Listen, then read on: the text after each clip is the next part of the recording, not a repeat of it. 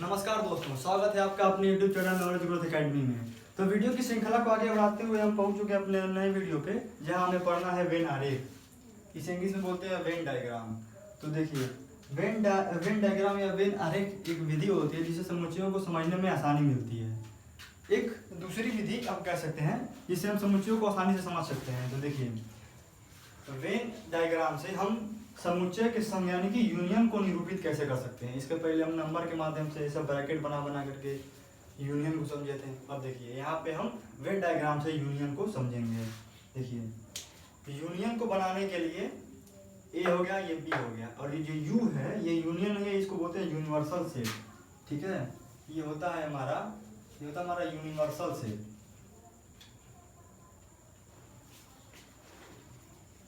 सार्वत्रिक समुच्चय बोलते हैं।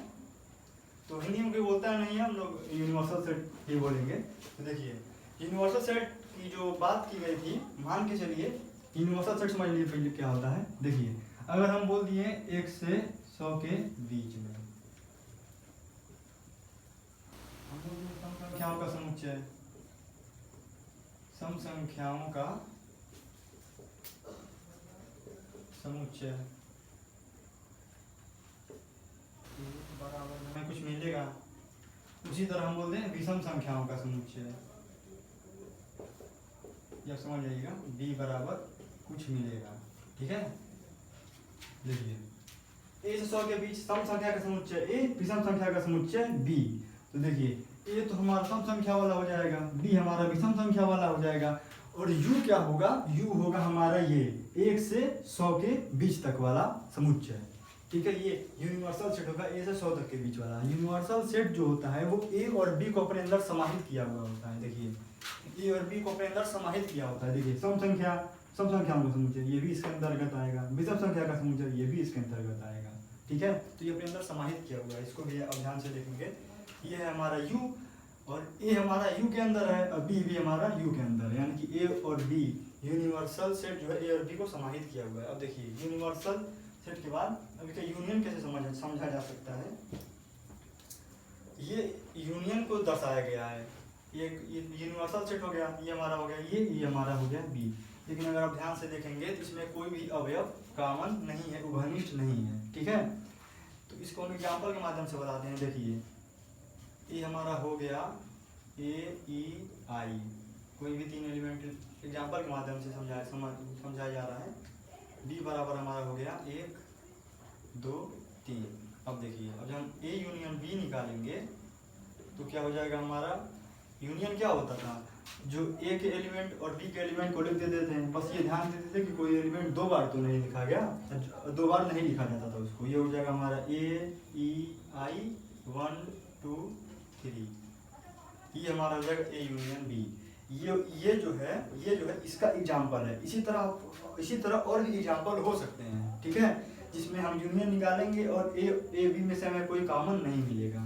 ठीक है, इसकी बात करें, ये हो गया हमारा यूनिवर्सल सेट, ये हो गया हमारा ए बड़ा वाला और बी हमारा उसके अंदर छोटा वाला।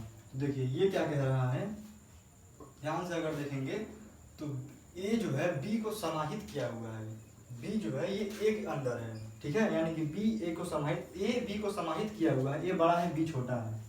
ऐसी स्थिति में क्या होता है, ए जो होता है वो उपसमुच्चय होता है किसका, ये जो बी होगा ये उपसमुच्चय होगा किसका, ए का। ध्यान से देखिए, ये बी ए के अंदर है, यानी कि बी ए बड़ा है और बी छोटा है, यानी कि बी उपसमुच्चय हो जाएगा किसका, ए का। इसका एग्जाम्पल क्या हो सकता है, अगर हम कोई भी ए बराबर ले लें, ए बराबर अगर हम ले लेते हैं 1 2 3 4 5, बी बराबर अगर हम ले लेते हैं 2 3 4, और जब इसका यूनियन निकालेंगे, इसका यूनियन क्या मिलेगा, ए यूनियन बी। इसका यूनियन मिलेगा हमें 1 2 3 4 5, जो इसमें उसको मिलाकर लिख देंगे, कोई भी संख्या 2 बार नहीं लिखेंगे। ठीक है, ये हो जाएगा हमारा 1 2 3 4 और 5। ठीक है, ये वाला हो गया ए यूनियन बी। अगर आप ध्यान से देखेंगे तो ए यूनियन बी हमको ए ही मिल जाएगा, ए यूनियन बी हमें ए मिल जाएगा। ठीक है, ये वाला हमें मिल जाएगा। तो ये उस समुच्चय का उदाहरण है जब बी उपसमुच्चय हो जाएगा ए का। ये उसका उदाहरण है वेन डायग्राम के माध्यम से। ठीक है, और देखिए, और इसमें ए और बी, देखिए इसका कुछ पार्ट और इसका कुछ पार्ट, इसका कुछ पार्ट इसमें जा रहा है, इसका कुछ पार्ट इसमें आ रहा है, यानी कि इन दोनों में कोई ना कोई एलिमेंट जो है कॉमन मिलेंगे, घनिष्ठ मिलेंगे। देखिए इसका एग्जांपल क्या हो सकता है, ए बराबर हम ले सकते हैं 1 2 3 4 5, बी बराबर हम ले सकते हैं 1 4 5 6। ठीक है, और जब इसका यूनियन निकालेंगे, इसका यूनियन क्या हो जाएगा, 1 हो जाएगा, 2 हो जाएगा, 3 हो जाएगा, 4 हो जाएगा, 5 हो जाएगा और 6 हो जाएगा। ठीक है, देखिए अगर आप ध्यान से देखेंगे, इसमें 1 4 5 और इसमें 1 4 5 दोनों कॉमन है, यानी कि ए में कुछ एलिमेंट और बी में कुछ एलिमेंट कॉमन है, तो ये हो जाएगा उस समुच्चय का वेन डायग्राम। फिर से समझ लेते हैं। देखिए अगर किसी भी दो दिए गए दो एलिमेंट में कोई भी एलिमेंट कॉमन नहीं मिलते हैं, तो ये उस समुच्चय का डायग्राम हो जाएगा, वेन डायग्राम। और दिए गए समुच्चय में यदि बी उप समुच्चय होगा ए का, तो उसके लिए ये वाला वेन डायग्राम हो जाएगा। और तीसरी तरफ ए कुछ एलिमेंट ए के बी में, बी के ए में एलिमेंट होंगे, मतलब ए और बी में दोनों में कुछ ना कुछ एलिमेंट कॉमन होंगे, तो वो इसके लिए डायग्राम हो जाएगा। ठीक है, तो तब तक इसका स्क्रीनशॉट लीजिए। इसके बाद हम इंटरसेक्शन यानी कि प्रतिच्छेद, इंग्लिश बोलते हैं प्रतिच्छेद, उसका एग्जाम्पल, और फिर जो हम घटाना पड़े थे सब्सट्रैक्शन, उसका एग्जाम्पल के बारे में चर्चा कर लेते हैं। तो चर्चा कर लेते हैं समुच्चयों के सर्वनिष्ठ पर। सर्वनिष्ठ मतलब इंटरसेक्शन। तो याद करिए, इंटरसेक्शन में बताया गया था कि अगर कोई भी दो समुच्चय दिए जा रहे हैं, तो उन दोनों समुच्चयों में का अगर हमें इंटरसेक्शन पूछ देता है, तो दोनों समुच्चयों का जो कॉमन एलिमेंट होगा उसको मिला करके लिख देंगे, तो हमारा सर्वनिष्ठ यानी कि इंटरसेक्शन हो जाता था। तो देखिए वही बात की जा रही है यहाँ पे। जब हम इंटरसेक्शन के लिए वेन डायग्राम बनाते हैं, तो यहाँ पे देखिए, यहाँ पे दिया जा रहा है कि ए और बी में कुछ एलिमेंट कॉमन है, क्योंकि देखिए ये इसमें घुस गया, ये इसमें घुस गया, यानी कि ए का एलिमेंट कुछ बी में, बी का कुछ एलिमेंट ए में, यानी कि दोनों में कुछ एलिमेंट कॉमन है। देखिए फिर से वही बात है, ए बराबर हम ले लेते हैं ए बी सी, बी बराबर हम ले लेते हैं बी सी डी। अगर आप ध्यान से देखें, ए बी सी डी, इसमें बी सी कॉमन है, बी इसमें भी है, इसमें भी है, इसमें भी, इसमें भी, यानी कि बी सी क्या है, कॉमन है दोनों में। तो अगर हमको इसका इंटरसेक्शन पूछेगा, तो ये हो जाएगा ए इंटरसेक्शन बी, ये हो जाएगा बी एंड सी। ठीक है, ये हो जाएगा ऐसे समुच्चयों का निरूपण है जिसमें ए और बी में से कुछ एलिमेंट कॉमन है। ठीक है, अब ये देखिए, सेम उसी के तरह जैसे हम लोग यूनियन वाला पढ़े हैं, सेम उसी के तरह है। देखिए ये हो गया हमारा यूनिवर्सल सेट, हो गया ए, हो गया ये हो गया बी। देखिए ए जो है बी को समाहित किया हुआ है अपने अंदर। अगर इसका एग्जांपल ले लीजिए, ये ले लीजिए 1 2 3 4 5, ये बी ले लीजिए 2 3 5। अगर आप ध्यान से देखेंगे कि 2 3 5 इसमें है, 2 3 5 इसमें भी है, यानी कि ये वाला जो समुच्चय है वो ये वाले समुच्चय को अपने अंदर समाहित किया हुआ है।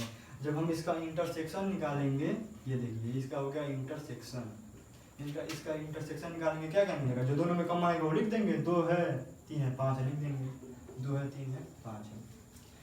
तो ये ऐसे समुच्चय का निरूपण है जो ए जो है बी को अपने अंदर समाहित किया हुआ है, यानी कि बी जो है उप समुच्चय रहेगा किसका, ए का। ठीक है, यानी कि ये उस समुच्चय का निरूपण है जब बी उप समुच्चय होगा ए का, या ए बी को अपने अंदर समाहित कर लेगा। बात दोनों में कही है। अब देखिए ये वाला जो वेन डायग्राम है, ये वाला सबसे थोड़ा सा समझने में आसान रहता है। इसमें देखिए ये अलग ही चल रहा है, ये अलग ही चल रहा है, दोनों में कोई एलिमेंट कॉमन नहीं है, कोई किसी को समाहित नहीं किया हुआ है। यूनिवर्सल सेट तो यूनिवर्सल सेट होता है, उसकी बात नहीं की जा रही, वो तो ये तो इसके अंदर रहेगा ही। देखिए ए और बी में कोई एलिमेंट कॉमन नहीं है, ए और बी में से कोई किसी को अपने अंदर समाहित नहीं किया हुआ है। इसका एग्जांपल हम ले लेते हैं, ए हो जाएगा, हम ले लेते हैं P Q R S, B हम ले लेते हैं 3 4 5 6। अब जब हम इसका इंटरसेक्शन निकालेंगे इंटरसेक्शन क्या होता है, जो दोनों में कॉमन था उसको लिख देते हैं। देखिए पी क्यू आर एस इसमें है, 1 3 4 5 इसमें है, इसका एलिमेंट इसमें कॉमन नहीं है, इसका एलिमेंट इसमें कॉमन नहीं है, यानी कि हमको इसमें क्या मिलेगा, याद कीजिए क्या मिलेगा। जब हम इंटरसेक्शन पढ़ रहे थे तो जब दोनों ही समुच्चयों में हमें कुछ कॉमन नहीं मिला था तो हम उसे क्या लिख रहे थे, हम उसे लिख रहे थे हाई, ठीक है। या इसके हम ऐसे नल से, इसमें कोई भी एलिमेंट नहीं है, ऐसे निरूपित कर रहे थे, ये तो ऐसे निरूपित करते हैं, यानी कि ए और बी में हमें कोई भी एलिमेंट कॉमन नहीं मिलेगा, ठीक है। तो ये उसका निरूपण हो जाएगा। तो ये उस समुच्चय का निरूपण है जब ए और बी में कोई भी एलिमेंट कॉमन नहीं है, यानी कि उसका इंटरसेक्शन क्या आ रहा है, हाई आ रहा है। एक बार फिर से देख लेते हैं, देखिए ये उस समुच्चय का निरूपण है जब ए और बी में कुछ ए और बी में कुछ एलिमेंट कॉमन रहेंगे। जैसे ये देखिए, इसमें बी कॉमन है, इसमें सी कॉमन है, तो इसका इंटरसेक्शन बी सी निकलेगा। ऐसी स्थिति में हमें इंटरसेक्शन की प्राप्ति होती है।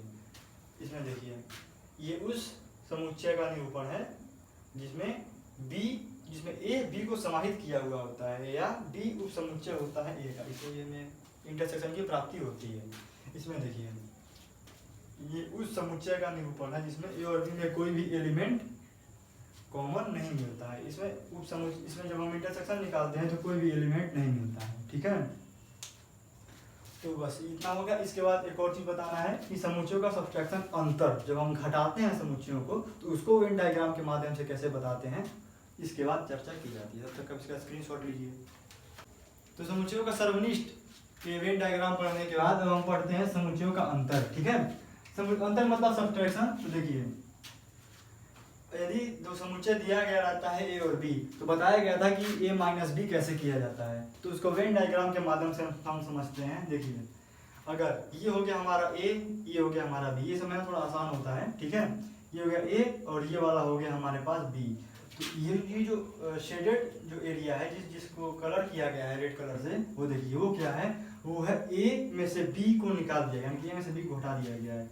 ये रहा हमारा ए और ये रहा हमारा बी। सपोज कीजिए कि ये हमारा ए है पहले से, ठीक है, और हम इस पे ला करके एक बी रख दे रहे हैं ऐसे, तो हमारे पास बचेगा क्या, ये वाला एरिया बचेगा बस, जो कि मान चलिए रहा ए, इसमें हम बी ला करके ऐसे रख दिए तो ये वाला एरिया बचेगा। तो यानी कि हम ए में से बी घटा दिए तो ये वाला हमारा शेडेड एरिया मिल गया। ये है हमारा ए माइनस बी। ये किस चीज़ का वेन डायग्राम है, ये ए माइनस बी का वेन डायग्राम है, ठीक है। और देखिए इसी प्रकार b माइनस ए, ये वाला ए शेडेड एरिया हो जाएगा। b ये रहा हमारा b, मान चलिए यही वाला हमारा b है। इसके बाद हम क्या करेंगे, एक a ला करके ऐसे रख देंगे ऐसे, तो हमें क्या मिलेगा, ये वाला शेडेड एरिया मिलेगा। ये वाला हमारा b पूरा घेर लेगा और ये वाला हमारा शेडेड एरिया मिलेगा। तो ये हो जाएगा हमारे पास क्या, b माइनस ए, ठीक है। ये b माइनस ए का वेन डायग्राम है। अब देखिए ये किसका वेन डायग्राम है, ये भी ए माइनस बी का वेन डायग्राम है जब बी उपसमुच्चय होगा किसका, ए का। ये तो हम पढ़ चुके हैं, जब ए बी को अपने अंदर समाहित कर लिया रहता है तो वो बी जो होता है वो उपसमुच्चय होता है किसका, ए का, ठीक है। अब देखिए अब ये हो जाता है ए माइनस बी ये वाला, और ये हो जाता है बी माइनस ए। ये सममित अंतर इसको बोला जाता है। इसको बोला जाता है क्या, समुच्चयों का सममित अंतर। समुच्चयों का सममित अंतर।